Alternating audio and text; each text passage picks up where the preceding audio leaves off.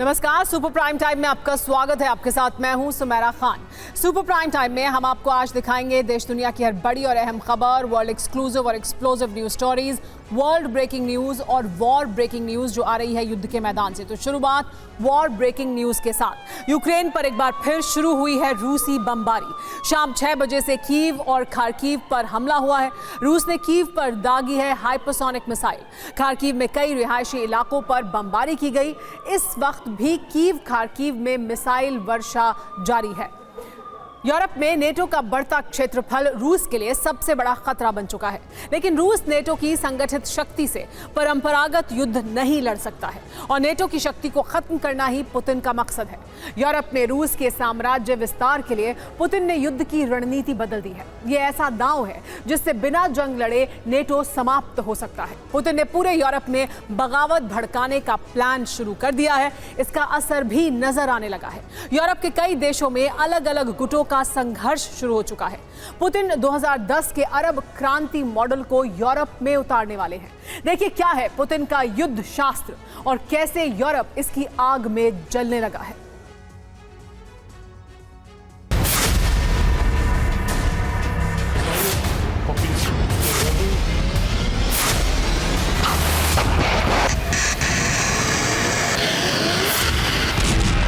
जो करना होता है वो कहा नहीं जाता और रूस के राष्ट्रपति पुतिन ने यही किया।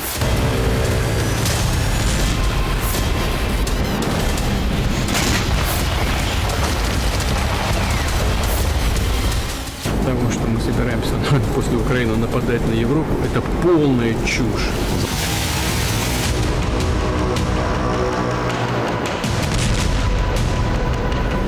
जो कहा जाता है उसका मतलब करना नहीं होता।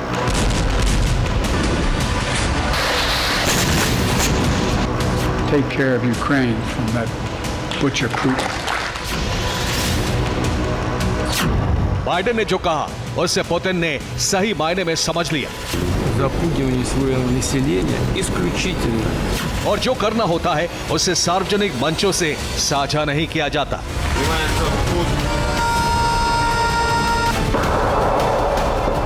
Только защищаем своих людей на наших исторических территориях. यही कूटनीति है, यही राजनीति है। इन दोनों नेताओं के बयानों से जो झलक मिल रही है वो यूरोप में एक महासंग्राम की तरफ इशारा कर रही है।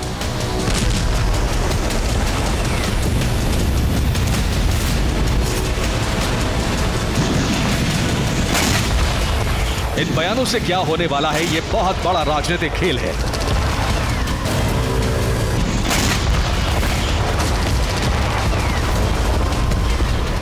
बाइडेन ने पुतिन को कसाई कहा तो इसके मायने हैं कि अमेरिकी टैक्स पेयर का पैसा यूक्रेन पहुंचता रहेगा। रूस के खिलाफ जंग तेज होगी। पुतिन ने यूरोप पर हमले की बात को बकवास कहा। इसका मतलब है कि यूरोप पुतिन के टारगेट पर है, लेकिन सवाल है कि कैसे।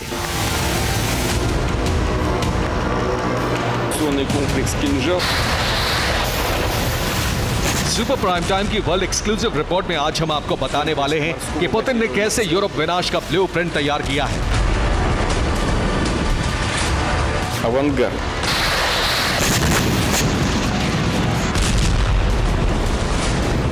Баллистические ракеты «Сармат». यूरोप विनाश के ब्लूप्रिंट का चैप्टर पुतिन के बयानों से नजर आने लगा है।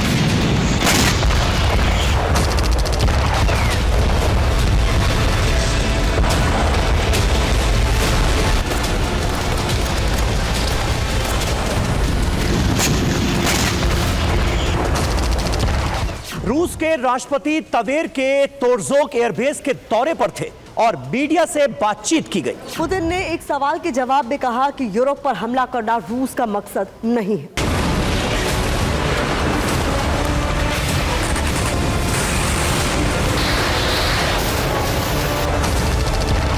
राष्ट्रपति पुतिन ने बड़े सधे हुए शब्दों में कहा कि ये अमेरिका का गढ़ा गया झूठ है।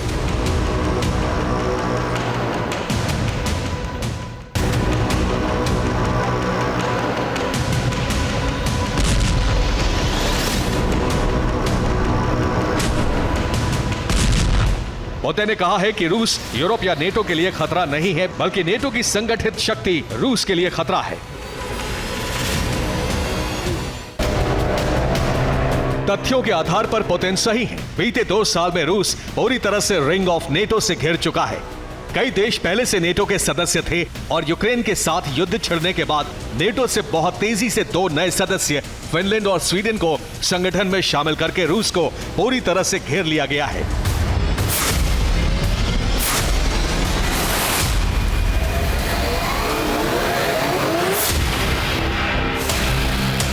नेटो व्यू और नेटो शक्ति को ध्यान में रखते हुए पुतिन ने नेटो और रूस के डिफेंस बजट का जिक्र किया। पुतिन ने कहा कि नेटो और रूस के रक्षा बजट की कोई तुलना नहीं है। रूस का रक्षा बजट 6 लाख करोड़ रुपए है, जबकि नेटो का रक्षा बजट 60 लाख करोड़ रुपए है। रूस नेटो से युद्ध क्यों लड़ना चाहेगा? शक्ति समीकरण के मामले में रूस नेटो के आगे नहीं ठहरता है। परंपरागत युद्ध में रूस नेटो के आगे बहुत कमजोर है।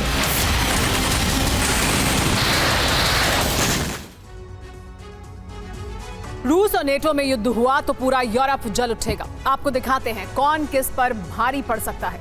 अगर आर्मी की बात करें तो नेटो के पास करीब 58,17,000 सैनिक हैं, जबकि रूस के पास करीब 13,30,000 सैनिक हैं। जबकि नेटो के पास 12,408 टैंक हैं, वहीं रूस के पास 12,566 टैंक हैं। नेटो देशों के पास 10,04,000 के आसपास आर्मर्ड व्हीकल हैं, जबकि रूस के पास 1,51,000 के करीब आर्मर्ड व्हीकल हैं। दोनों देशों की वायुसेना की तुलना की जाए तो नेटो के पास 6,091 फाइटर जेट हैं, जबकि रूस के पास 1,683 जेट हैं, जिसमें नेटो के पास 1,506 ट्रांसपोर्ट एयरक्राफ्ट हैं, वहीं रूस के पास 444 ट्रांसपोर्ट एयरक्राफ्ट हैं। नेटो के 31 देशों के पास 2,151 मिलिट्री शिप हैं, जबकि रूस के पास 598 हैं। नेटो के पास 16 एयरक्राफ्ट कैरियर हैं, जबकि पुतिन के पास 7 एयरक्राफ्ट कैरियर हैं। 143 सबमरीन की ताकत नेटो के पास है, वहीं रूस के पास 70 सबमरीन हैं। परमाणु क्षमता के मामले में नेटो पीछे है, जिसके पास 5,943 एटमी वॉरहेड हैं, जबकि रूस के पास 5,977 न्यूक्लियर वॉरहेड हैं।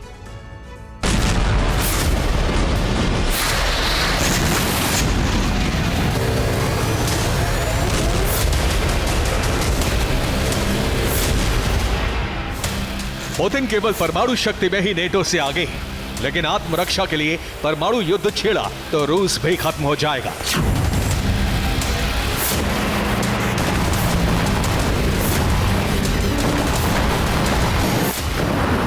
तो नेटो का अंत करने के लिए और रूस का साम्राज्य विस्तार करने के लिए पुतिन क्या करेंगे?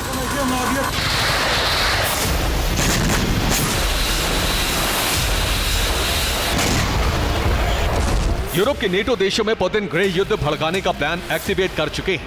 यूरोप के देशों में विद्रोही संगठनों एंटी स्टेट एलिमेंट्स को रूस ने समर्थन देना शुरू कर दिया है। पुतिन यूरोप में क्रांति की लहर चलाने का प्लान बना चुके हैं। ये 2010 की अरब क्रांति जैसा होगा।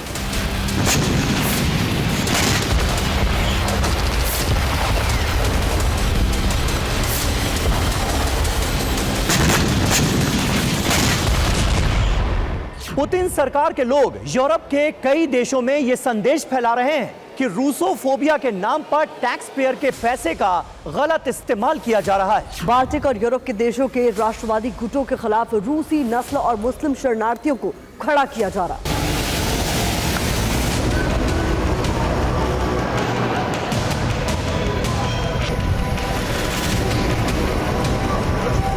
फ्रांस सहित यूरोप के कई देशों में सरकार राष्ट्रवादियों के दबाव में है और शरणार्थियों को देश निकाला दे रही है।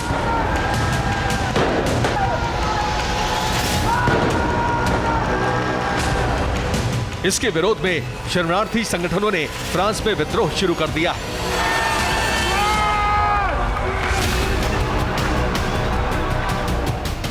रिपोर्ट है कि फ्रांस के शरणार्थी संगठनों को रूस के जासूसों ने मदद देनी शुरू कर दी है।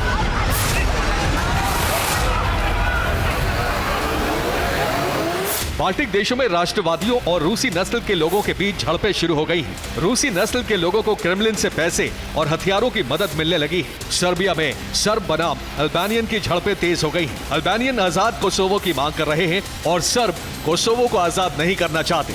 रूस ने अल्बानियाई गुट को समर्थन दे दिया है। फ्रांस में शरणार्थी बनाम राष्ट्रवादियों की जंग जारी है। शरणार्थियों को रूस ने समर्थन देना शुरू कर दिया है। रूस से तेल गैस सप्लाई कम होने के बाद 3 साल में जर्मनी की अर्थव्यवस्था को 5,76,000 करोड़ रुपए का घाटा हुआ है। इसका असर यह हुआ कि जर्मनी में महंगाई बढ़ी है। जर्मनी सरकार के खिलाफ विरोध प्रदर्शन तेज हुए हैं।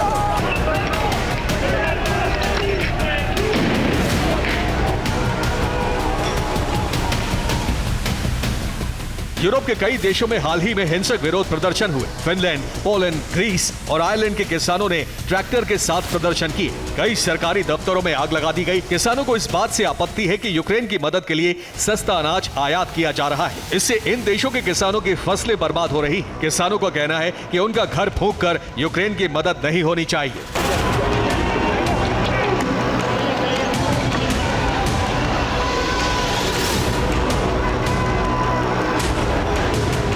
यूरोप के कई देशों में इसी तरह के प्रदर्शन शुरू हो गए हैं और पुतिन अरब क्रांति की तरह यूरोप में कई सरकारों का तख्ता पलट करने का प्लान बना चुके हैं।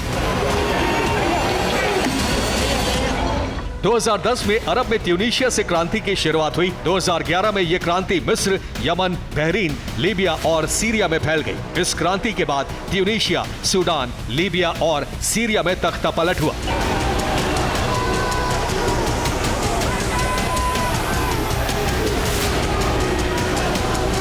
उस क्रांति से अरब और उत्तरी अफ्रीका के कई देश सुलग उठे थे।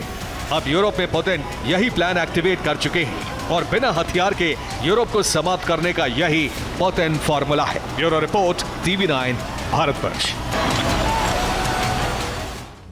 युद्ध के मैदान से आ रही इस वक्त की बड़ी खबर सेवर्स्क से। सेवर्स्क मोर्चे पर रूसी सेना ने बड़ा हमला किया है। मिसाइल और आर्टिलरी हमले से दहला है सेवर्स्क। हमले में यूक्रेन के कई सैन्य ठिकाने नष्ट हो गए।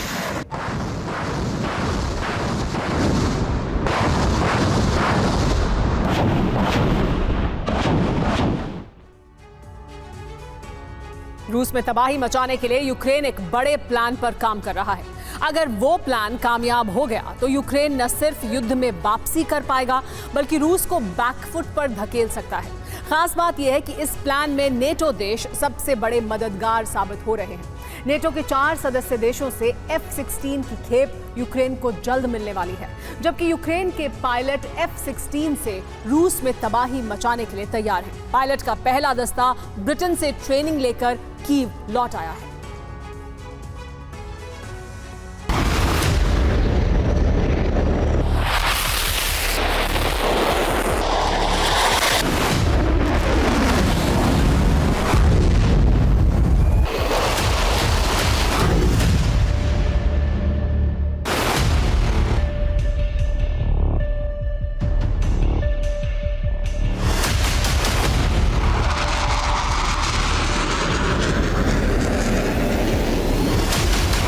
यूक्रेन ड्रोन और मिसाइल स्ट्राइक से रूस को दहला रहा था।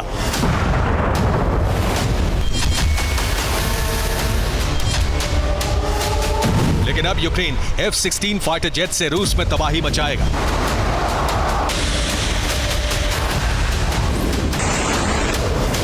यूक्रेन ने खासतौर पर F-16 से हमले का ब्लूप्रिंट तैयार कर लिया है।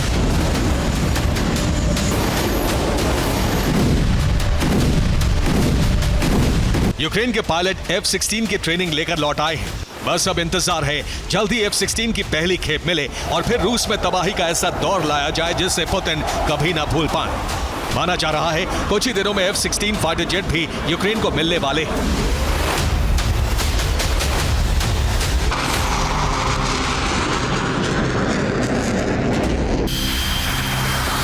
अमेरिका का F-16 बेहतरीन फाइटर जेट है जिसे अधिकतर नेटो देश इस्तेमाल करते हैं।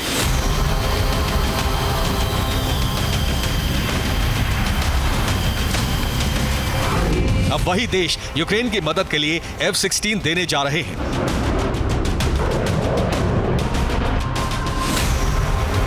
वो कौन से देश हैं, उनके नाम सुन लीजिए। डेनमार्क 19 F-16 जेट देने जा रहा है। नीदरलैंड्स 24 F-16 भेजेगा। ग्रीस 12 F-16 की पहली खेप देने जा रहा है, जबकि नॉर्वे 10 प्लेन देने वाला है।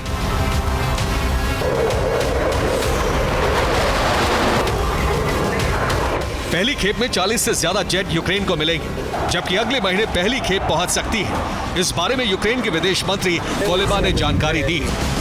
हम लगातार कहते रहे हैं कि पश्चिमी देशों के फाइटर जेट अगर यूक्रेन को मिल जाए तो युद्ध की स्थिति बदल सकती है। रूस को खदेड़ने में हम कामयाब हो सकते हैं। अगले महीने के मध्य में F-16 यूक्रेन के आसमान पर उड़ते दिखाई दे सकते हैं, जिनके टारगेट पर रूस होगा। यूक्रेन के विदेश मंत्री दिमित्री कुलेबा को भरोसा है कि नाटो देशों से F-16 की पहली खेप अगले महीने तक मिल जाएगी। इस बीच यूक्रेन के ट्रेन पायलट दस्ता कीव पहुंच गया, जो डेनमार्क और ग्रीस से F-16 उड़ाने की ट्रेनिंग लेकर आया।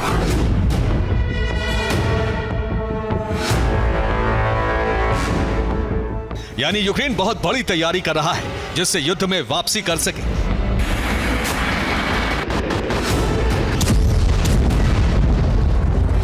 वैसे भी यूक्रेन के पास यह आखिरी मौका होगा, क्योंकि F-16 से हमले का प्लान अगर फेल हो जाता है तो यूक्रेन के सरेंडर को फिर कोई नहीं रोक सकता।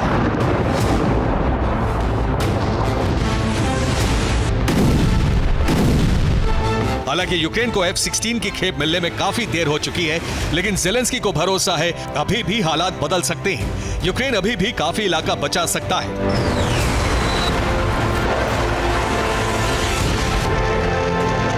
लेकिन रूस इससे भी बड़ी तैयारी करने में जुट गया है। क्रेमलिन को जैसे ही भनक लगी कि यूक्रेन का F-16 पायलट दस्ता पहुंच गया है और F-16 की खेप मिलने वाली है, उसी वक्त पुतिन ने तवेर में एक सीक्रेट बेस और मिसाइल साइट का दौरा किया।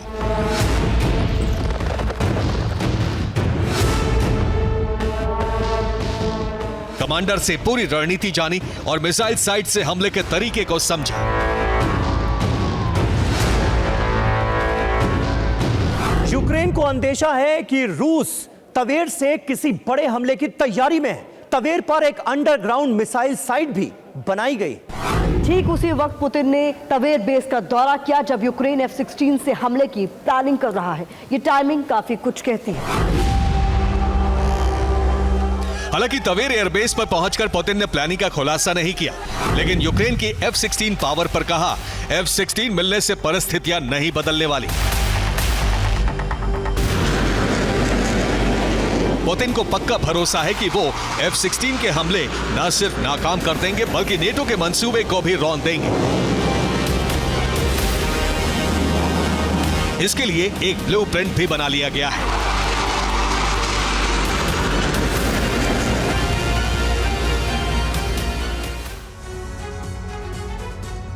अब पुतिन के उस खुफिया मिशन के बारे में आपको बताते हैं, जिसके जरिए खाक हो जाएंगे F-16। दरअसल बाल्टिक के तीनों देशों में नेटो सीक्रेट एयरबेस बनाए हैं। यहां से F-16 रूस पर हमले के लिए उड़ान भरेंगे। F-16 हमले को रोकने के लिए पुतिन एक खुफिया ऑपरेशन पर काम कर रहे हैं। रूस ने तवेर रीजन में अंडरग्राउंड मिसाइल सेंटर बनाए हैं। इसके अलावा तवेर रीजन में ही बाल्टिक देशों के बॉर्डर पर डिफेंस सिस्टम लगा दिए गए हैं।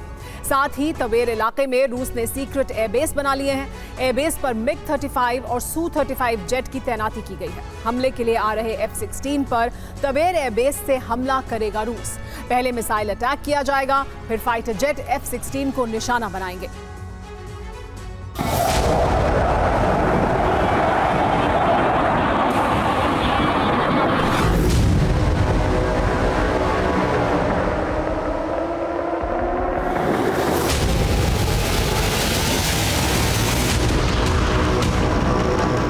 पुतिन F-16 के हमले रोकने की तैयारी कर रहे हैं, लेकिन ये इतना आसान नहीं होने वाला।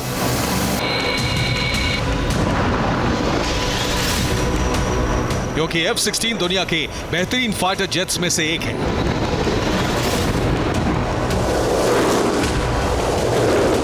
और उतनी ही खास होती है उसे चलाने के लिए पायलट की ट्रेनिंग।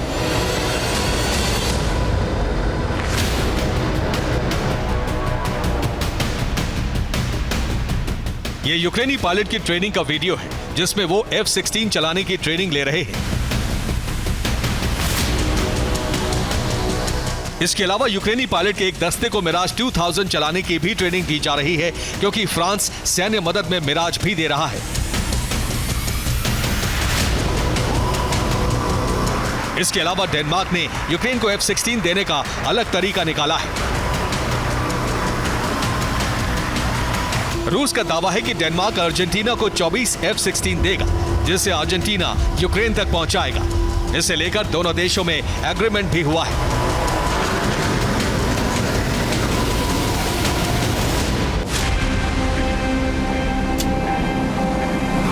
इस बीच फ्रांस के प्रेसिडेंट ने फिर दोहराया है कि नेटो सैनिक युद्ध में उतरेंगे और सबसे पहले फ्रांस अपने सैनिक यूक्रेन भेज रहा है।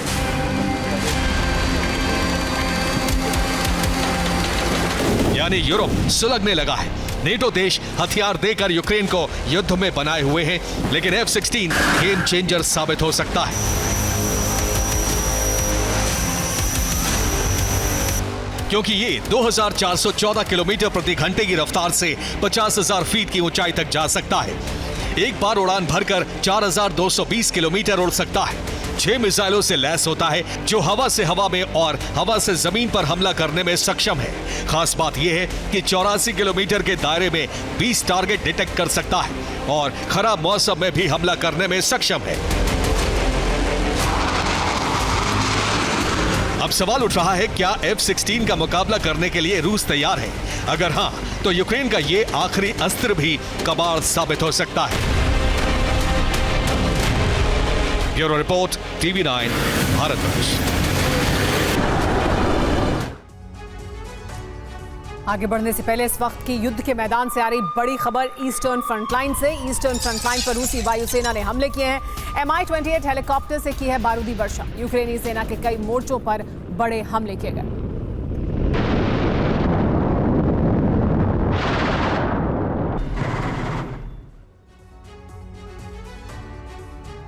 जंग में युद्ध का सबसे भयानक दौर शुरू हो गया है। दोनों तरफ से वार और पलटवार का विध्वंसक दौर तब शुरू हुआ जब वॉर फ्रंट पर रूस और यूक्रेन के राष्ट्रपति पहुंच गए। इसके बाद पुतिन सेना ने घोषणा कर दी है कि वो पूरे यूक्रेन में 100% ब्लैकआउट करने वाला अभियान शुरू कर चुका है। तो सेना ने अब क्रीमिया के बाद बेलगोरोद को जलाना शुरू कर दिया है। सवाल यह है कि अब जिस तरह की जंग हो रही है, उसका अंतिम परिणाम क्या होगा?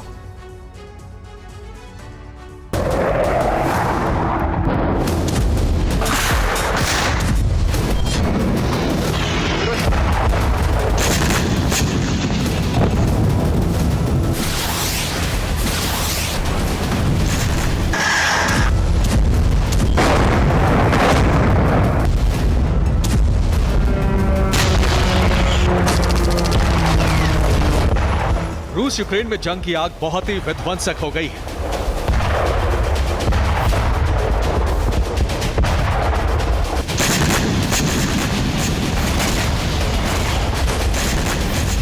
युद्ध भूमि में भयानक वार पलटवार हो रहा है।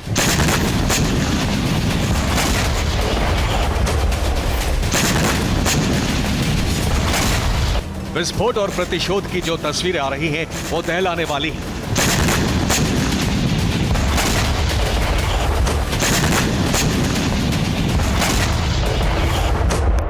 रूस यूक्रेन का अस्तित्व मिटाने पर आमादा हो गया है, तो यूक्रेन अपने वजूद के लिए जी जान से जंग लड़ रहा है।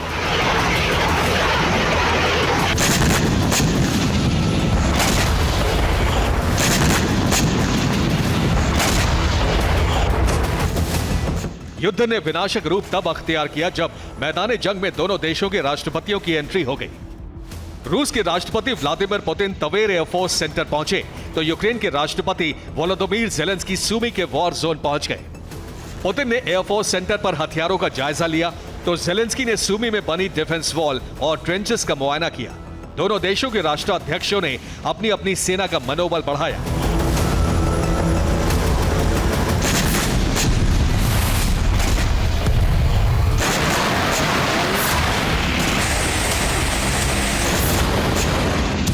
पुतिन और ज़ेलेंस्की के इसी दौरे के बाद युद्ध की अग्नि बहुत भयानक हो गई।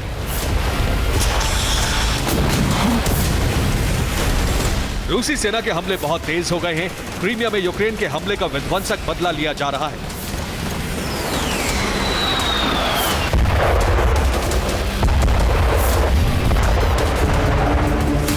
यूक्रेन ने क्रीमिया में विस्फोट कर कई रिहायशी इमारतों को ध्वस्त कर दिया था, तो रूस ने खार्किव के रिहायशी इलाके में एक के बाद एक कई धमाके किए।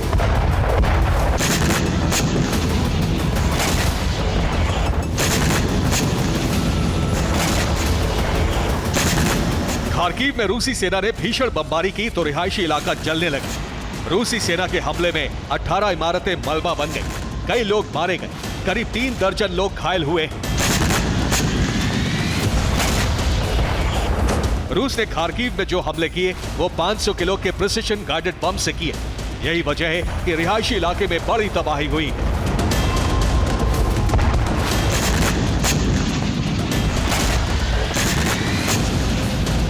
रूसी सेना ने सिर्फ खार्किव ही नहीं बल्कि यूक्रेन के 1 दर्जन शहरों को बुरी तरह दहला दिया।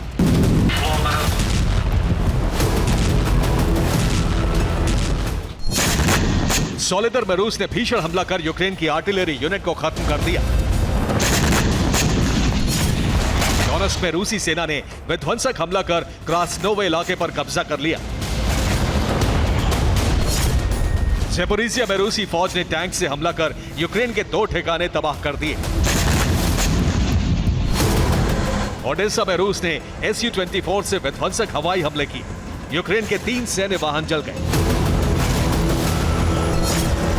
बाखमत के पास रूसी सेना ने यूक्रेनी फोर्स के टैंक को नष्ट कर दिया। सूमी में रूस की भीषण बमबारी में यूक्रेन के 3 लोगों की जान चली गई। अवदीपका में रूस ने यूक्रेन के ड्रोन गोदाम पर हमला किया। यूक्रेनी सेना को बड़ी चोट पहुंची है।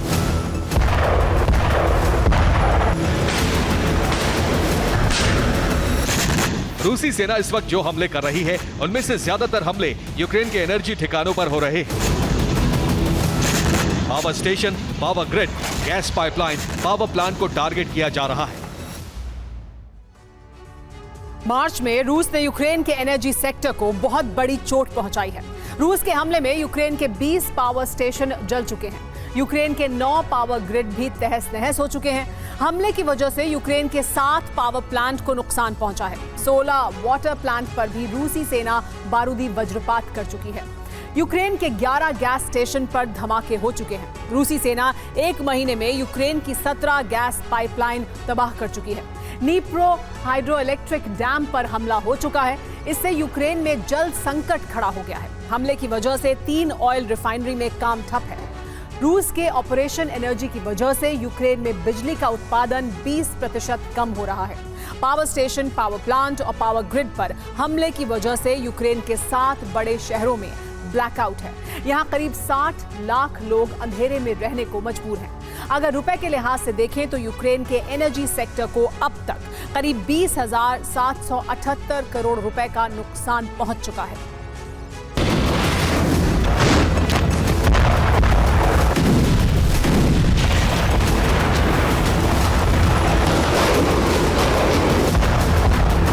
रूस यूक्रेन के 100% एनर्जी इंफ्रास्ट्रक्चर को खत्म करने और यूक्रेन को पूरी तरह से ब्लैकआउट करना चाहता है। रूसी सेना का यही अगला टारगेट है। इस बात का ऐलान रूस समर्थित ज़ेपोरिज़िया के हेड ने किया है।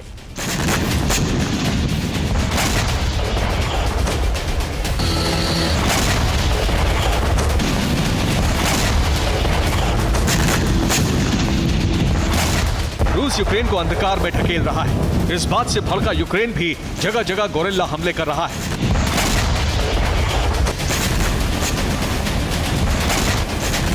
खेरसोन में यूक्रेन ने जेडैम मिसाइल से हमला कर रूस की कमांड पोस्ट को तबाह कर दिया।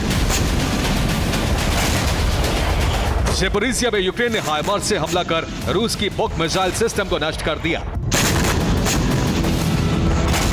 डोनेट्स्क में यूक्रेन ने रूसी ठिकानों पर MiG-29 से फ्रेंच बमों की बरसात की। अवदीपका में यूक्रेन ने विध्वंसक हमला कर रूस की ATGM यूनिट को खत्म कर दिया। ओडेसा में भी यूक्रेन ने रूस की ऑब्जर्वेशन पोस्ट पर ड्रोन से धावा बोला। रोबोटाइन में यूक्रेन ने रूसी सेना की टुकड़ी पर बारूदी स्ट्राइक की। कई रूसी सैनिकों के मारे जाने की रिपोर्ट है। यूक्रेन ने सिर्फ युद्ध के मैदान में ही नहीं बल्कि रूसी धरती पर भी विध्वंसक हमले किए। बेलगोरोद में यूक्रेन ने 36 ड्रोन दागे। रूसी एयर डिफेंस ने 24 ड्रोन को इंटरसेप्ट कर लिया, लेकिन 12 ड्रोन टारगेट को हिट करने में सफल रहे। रूस यूक्रेन जंग का प्रचंड फेज शुरू हो चुका है, जो पहले ज्यादा विध्वंसक और विस्फोटक होने वाला है, क्योंकि इस चरण में न सिर्फ विनाशक हथियारों को तैयार किया जा रहा है, बल्कि इसके साथ साथ उन्हें जंग में झोंकने का ब्लूप्रिंट रेडी है। ऐसे में युद्ध के इस फेज में रूस और यूक्रेन के बीच शस्त्रों की रेस छिड़ी हुई है।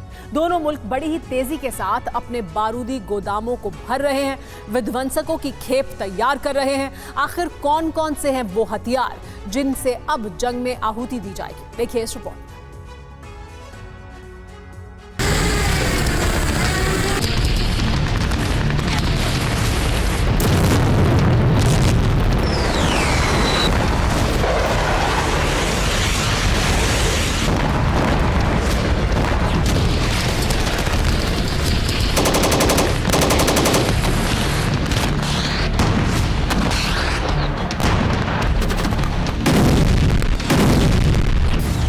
साल 2024 में रूस यूक्रेन जंग पहले से ज्यादा विध्वंसक हो सकती है।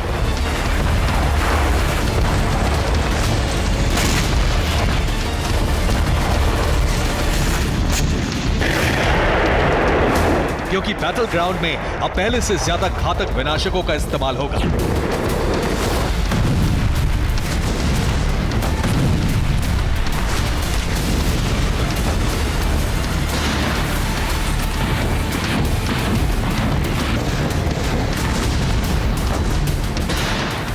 जंग में सिर्फ बम गोला बारूद ही नहीं, बल्कि तेज रफ्तार और विस्फोटक प्रहार करने वाले वेपन्स भी प्रचंड तबाही मचाएंगे।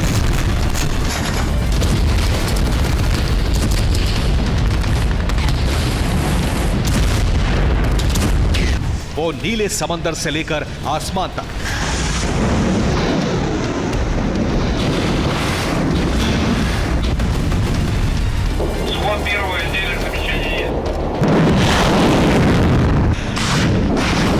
रूस हो या फिर यूक्रेन, दोनों मुल्क तेजी से अपने बारूदी जखीरे को भरने की तैयारी में जुट गए हैं।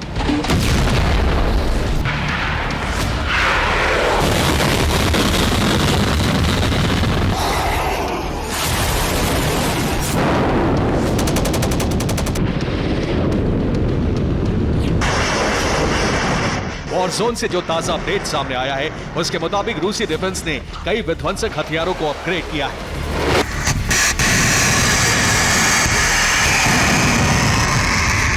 मसलन रूस से जुड़ा war update number 1, onyx supersonic cruise missile की रेंज बढ़ाई। रूस से जुड़ा वॉर अपडेट नंबर 2, आधुनिक लाडोगा आर्मर्ड व्हीकल को यूक्रेन भेजा। रूस से जुड़ा war update number 3, 9M723 Iskander M missile को भी अपग्रेड किया।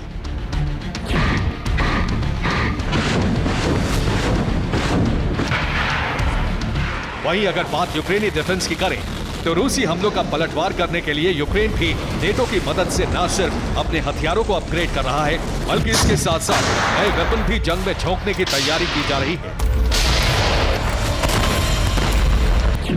मसलन यूक्रेन से जुड़ा war update number 1, British company यूक्रेनी सेना के लिए कामिकाज़ी ड्रोन बनाएगी। यूक्रेन से जुड़ा वॉर अपडेट नंबर 2, यूक्रेन में वोडाना आर्टिलरी का प्रोडक्शन शुरू किया गया। यूक्रेन से जुड़ा वॉर अपडेट नंबर 3, यूक्रेनी डिफेंस लेलेका 100 यूएवी की खेप तैयार करने में जुटा।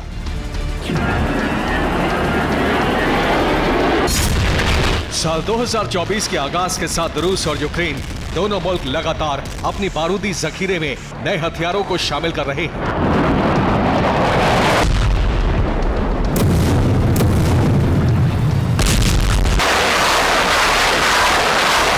जहां एक तरफ पुतिन अकेले ही अपनी सेना को ताकतवर बनाने में जुटे हैं, तो वहीं यूक्रेन के लिए नेटो मददगार बना हुआ है। नेटो के देश यूक्रेनी सेना को शक्तिशाली बनाने के लिए एड़ी चोटी तक का जोर लगाए हुए हैं।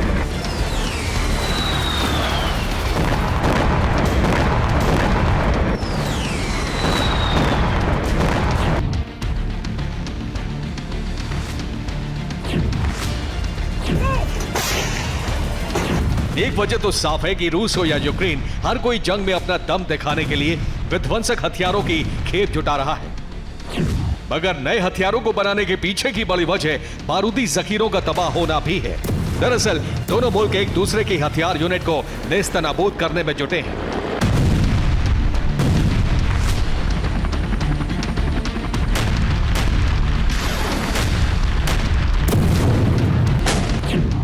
मसलन रूस ने कुपियांस्क में यूक्रेनी सेना का हथियार डिपो ध्वस्त किया।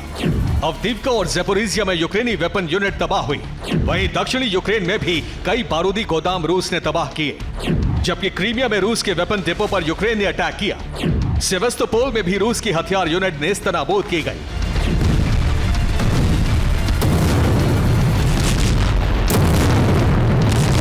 यानी एक तरफ जंग में हथियारों की बलि चढ़ रही है, तो दूसरी तरफ बारूदी गोदाम को ध्वस्त कर हर कोई अपना इंतकाम पूरा कर रहा है।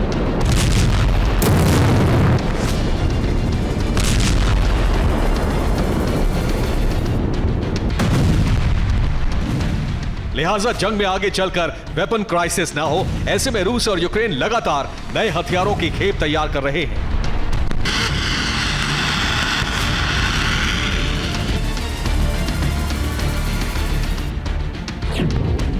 मगर सबसे बड़ा वेपन अपग्रेड पुतिन ब्रिगेड की तरफ से सामने आया है, और वो है अपने ब्रह्मास्त्रों को नई धार देना, ताकि वॉर जोन में विध्वंसक प्रहार किया जा सके।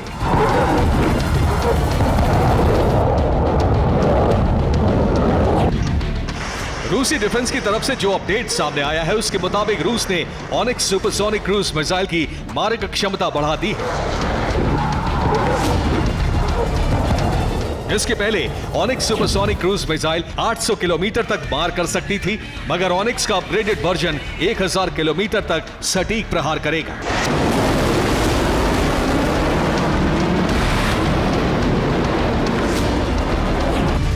इतना ही नहीं, रूसी डिफेंस ने killer 9M723 Iskander M missile को भी अपग्रेड किया है।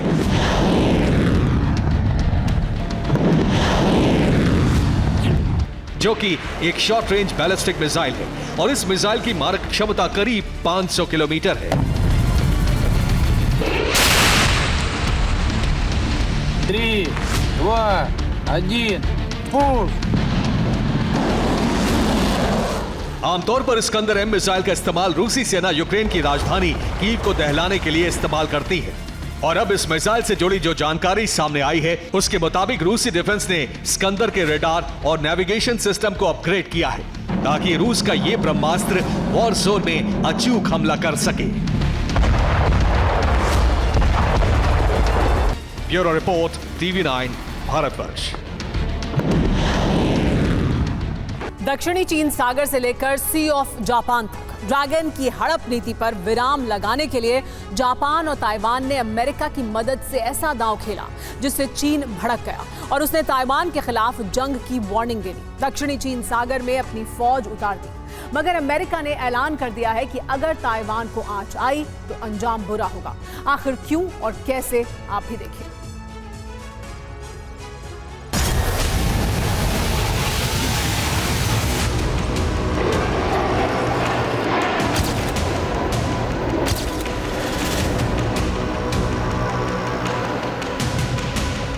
सी ऑफ जापान में चीन के 2 स्पाई ड्रोन ने दस्तक दी, वो भी जापान की समुद्री सीमा से चंद किलोमीटर दूर।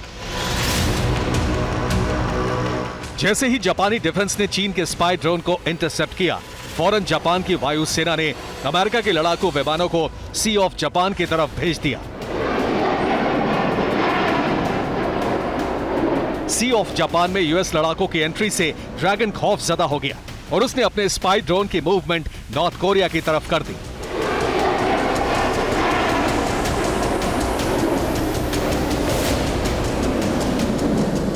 एक तरफ जापान ने चीन को बैकफुट पर आने को मजबूर किया, तो वहीं दूसरी तरफ दक्षिण चीन सागर में ताइवान ने भी ड्रैगन को अपनी ताकत की नुमाइश की। जानते हैं कैसे?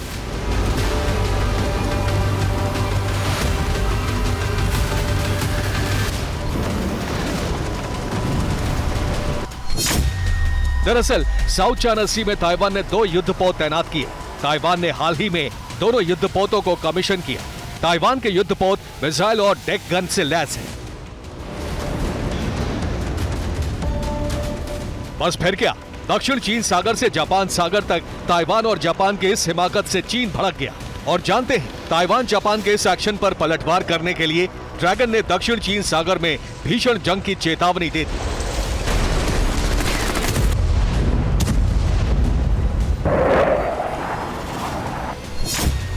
मसलन दक्षिण चीन सागर हो या फिर सी ऑफ जापान, अगर हमें उकसाने की कोशिश की गई तो अंजाम बुरा होगा। अपनी सुरक्षा के लिए चीन कोई भी कदम उठा सकता है, और जहां तक बात अमेरिका की है तो वो हमारे मसले में दखल अंदाजी ना करे।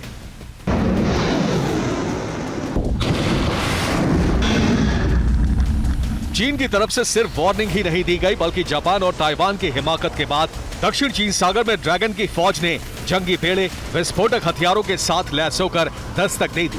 मकसद साफ था, ताइवान की पहले घेराबंदी करना, ताकि जिनपिंग के ऑर्डर के साथ ही ताइवान पर सॉलिड अटैक किया जा सके।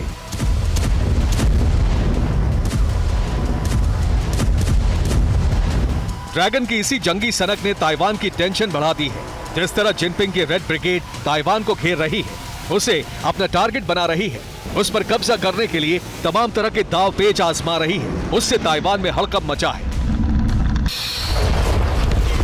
हालांकि अमेरिका ने साफ कर दिया है कि हर हाल में वो ताइवान की मदद करेगा, चाहे इसके लिए उसे कुछ भी करना पड़े। Bureau report, TV9 Bharatvarsh.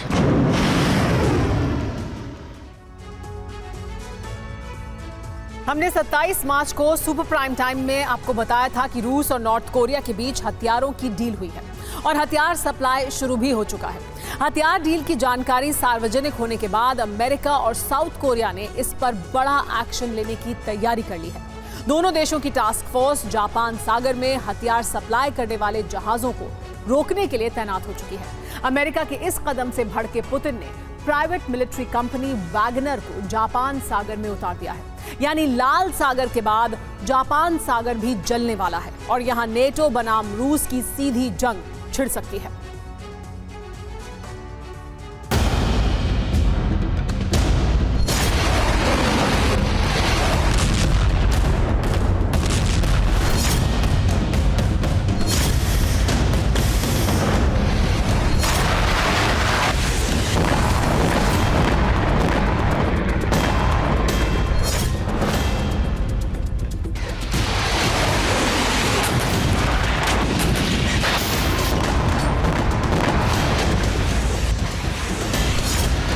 लाल सागर के बाद जापान सागर में शुरू होने वाला है महासंग्राम।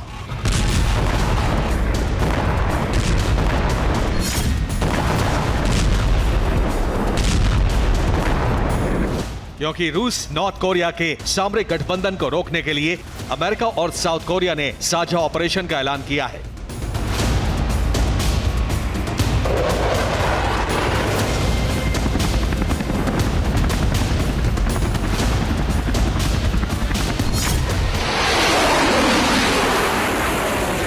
तो 27 मार्च को ही सुपर प्राइम टाइम में हमने रूस और नॉर्थ कोरिया की हथियार डील पर रिपोर्ट दिखाई थी। संयुक्त राष्ट्र संघ ने उत्तर कोरिया पर प्रतिबंध लगा रखा है, लेकिन पुतिन को इसकी परवाह नहीं। वो उत्तर कोरिया को तेल सप्लाई कर रहे हैं, इसके बदले उत्तर कोरिया रूस को हथियारों का जखीरा दे रहा है।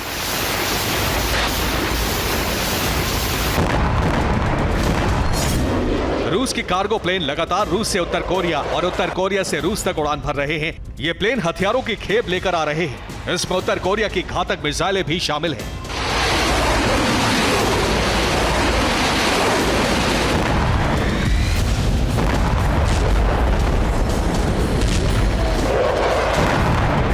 लेकिन साउथ कोरिया की रिपोर्ट है कि रूस को समंदर के जरिए भी हथियारों की सप्लाई हो रही है। सैटेलाइट इमेज से पता चला है कि रूस के मालवाहक जहाज नॉर्थ कोरिया पहुंचे हैं। जापान सागर के तट पर रिजोन पोर्ट सिटी से कार्गो शिप पर हथियार लादे गए हैं। इसके अलावा 3 और मालवाहक जहाज नॉर्थ कोरिया पहुंचे हैं। रिपोर्ट के मुताबिक नॉर्थ कोरिया से 400 से ज्यादा हथियार कंटेनर रूस पहुंचाए जाने वाले हैं। इस बीच नॉर्थ कोरिया के तेल टैंकर रूस पहुंचे हैं। हथियारों के बदले किम को तेल सप्लाई की जा रही है। रिपोर्ट है कि इसी हफ्ते रूसी फॉरेन इंटेलिजेंस प्रमुख सर्गेई नारिश्किन नॉर्थ कोरिया पहुंचे हैं। उन्होंने नॉर्थ कोरिया में कई हथियार फैक्ट्रियों का दौरा किया है।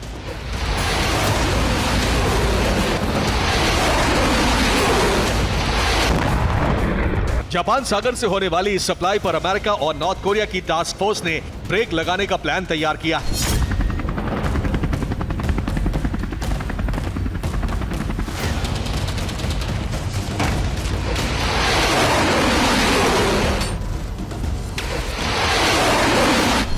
अमेरिका और साउथ कोरिया ने EDTF यानी एनहांस्ड डिसरप्शन टास्क फोर्स तैयार की है।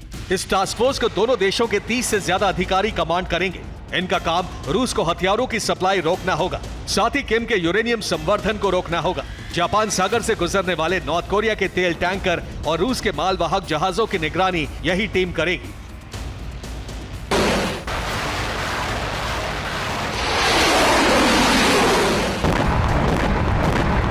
बाइडेन चाहते हैं कि किम के हथियारों से रूस को नई ताकत ना मिले और यूक्रेन पर हमले घटाए जा सके।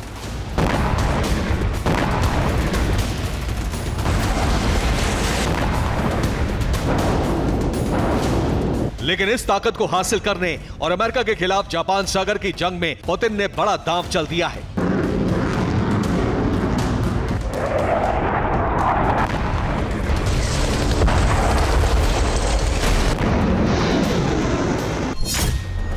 अमेरिका की EDTF के खिलाफ रूस ने वैगनर लड़ाकों को उतार दिया है।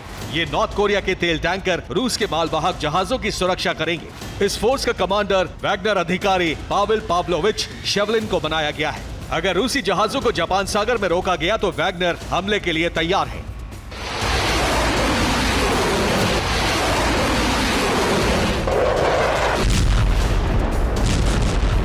लेकिन साफ है कि जैसे लाल सागर में अमेरिका को हूती की चुनौती से जूझना पड़ रहा है,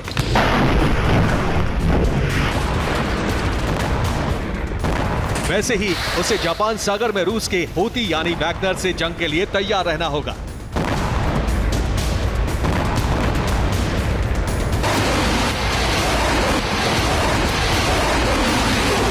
ब्यूरो रिपोर्ट, TV9 भारत।